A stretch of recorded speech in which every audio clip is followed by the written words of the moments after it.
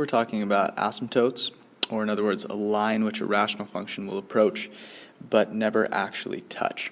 And so the way that we want to kind of visualize this are these are the boundaries, the places where our function will never actually be able to go. And if we imagine what a rational function looks like, remember it's just simply a division of two polynomials, just like that.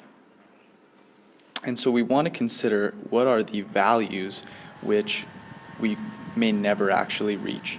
And so the first type of value we want to think about is our independent variable, our x values.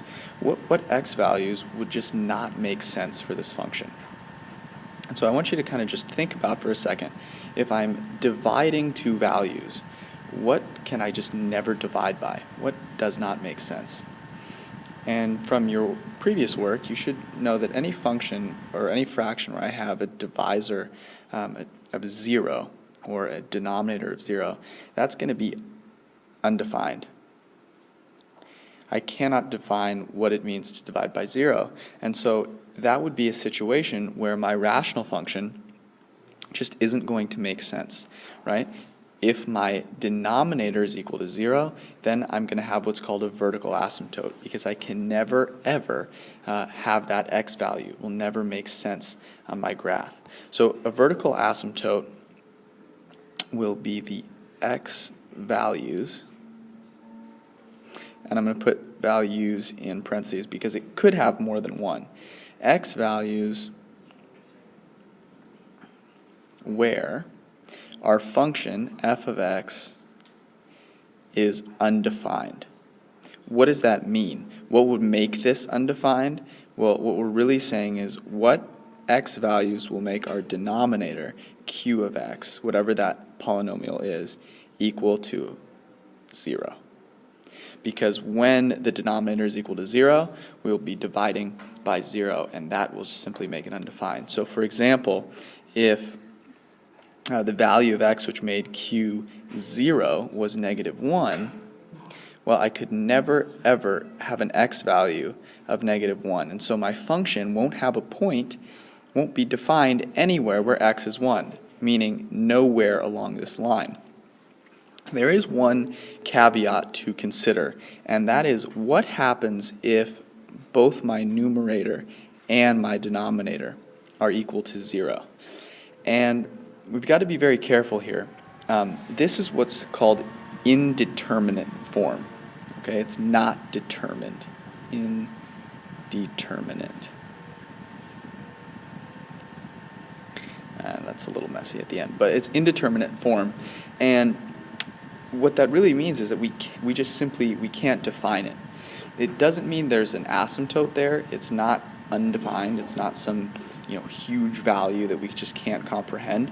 And so this will not give me an asymptote. So it's very important to note that if there is some value of x, which makes the denominator 0 and the numerator 0, then we don't have an asymptote. Okay? So this would mean no asymptote. And if there's no asymptote there, we're not going to draw it. But what it does mean, since it's indeterminate form, is that there's no point there. We can't determine what that point is. So to give you an example, let's say that we were graphing the function y equals x plus 1 over x plus 1. And here, note that the numerator and the denominator will be 0 when x is -1. Okay? So if I'm graphing this function, think about it. X plus 1 will be the same as x plus 1. The numerator and denominator will be the same thing for every x value. But when I get to -1, that's going to be indeterminate. So if I were to graph this function, I'd be going along at 1. But when I get to -1, there's just nothing there because I can't determine what that function is, and that's going to be an open point at -1. Okay, moving on now to horizontal and slant asymptotes. And so consider, we've thought about what x values, right, will not work. In other words, the boundary in our x axis, right? Where in the x-axis can't we be? Now we want to think about where on the y-axis will we never reach.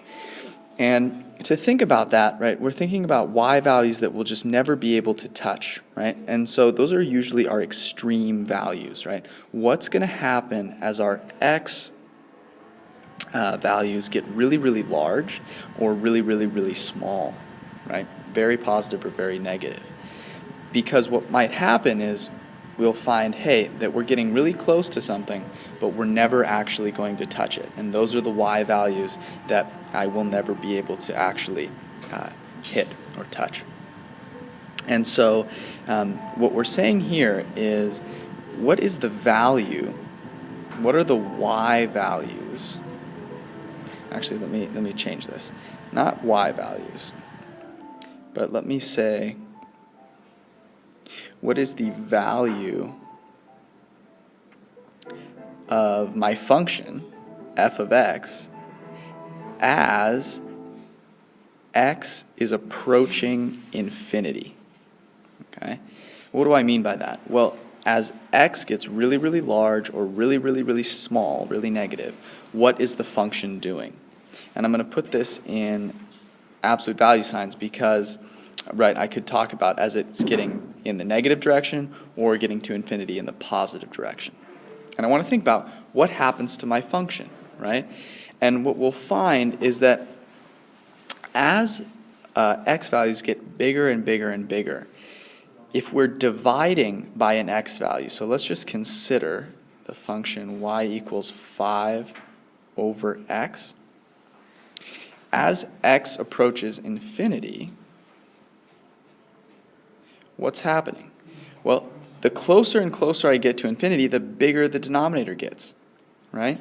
So the bigger the denominator, the smaller the value of my function, to the point where as x is approaching infinity, my function y is going to approach 0. Okay? And so that will be my horizontal asymptote, right? I'll never in real life actually hit 0 because I'll never actually be able to plug in infinity, but I will get infinitely close to it. Okay? So my horizontal asymptote will be at y equals 0. Okay? Now, the phraseology that we'll come to learn, especially when moving on to calculus, is that this is finding the limit. Okay? So we might be saying, what's the limit of the function as x approaches infinity? Okay? And so that's what we're thinking about. What are the limits of our function as we push x out into the infinite ranges? Okay?